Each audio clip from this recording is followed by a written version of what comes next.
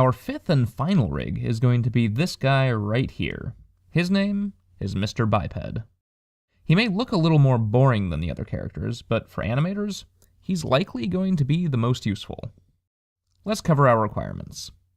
The first and most obvious trait of Mr. Biped is that he has no face.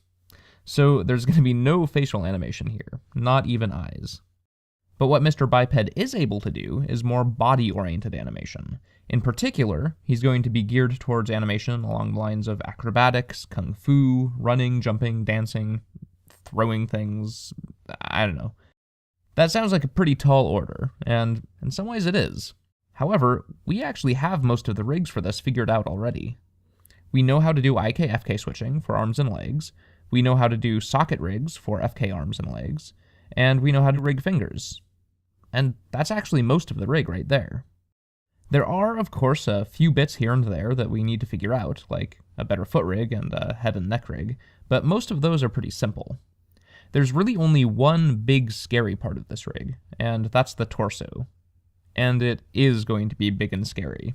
In fact, it's the most complex rig on this DVD, so watch out. But before we get to the rigging, let's take a look at this armature that's already here.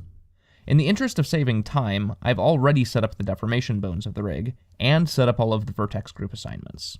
If you like, you are welcome to create your own instead, but if you do, you'll want to keep a couple of things in mind. The first is that you don't want to forget the shoulder bones. Shoulders are important. I mean, try raising your arm above your head without raising your shoulder. You can't do it. Unless you're an extremely talented contortionist, but in the real world, to raise your arm beyond approximately this point, you actually have to raise your shoulder. Something else to be aware of is that the pivot points of your shoulders are actually pretty far forward in your body. They're right at the base of your neck, on the front of your body. That's because your shoulder is connected to your collarbone. In fact, if it weren't for your collarbone, your shoulder would only be connected to the rest of your body by muscle. The collarbone is the only rigid connection your shoulder has to your body. Therefore, the place where your collarbone connects to the rest of the body is the pivot point for the rotation of your shoulder. The second thing you'll want to keep in mind is that the palm area of the hand can actually curl. And in fact, curling the palm of the hand is critical when making a convincing fist pose.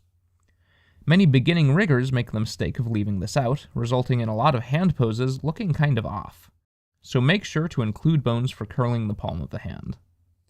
Both of these things, the shoulder and the hand, are illustrative of why studying anatomy can be really useful, and in particular, taking the time to study the anatomy of whatever it is that you're rigging.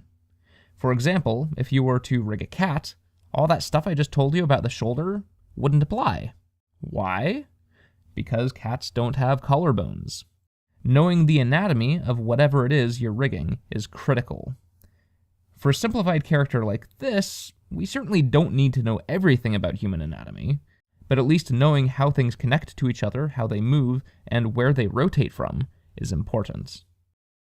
Anywho, with that out of the way, let's get rigging.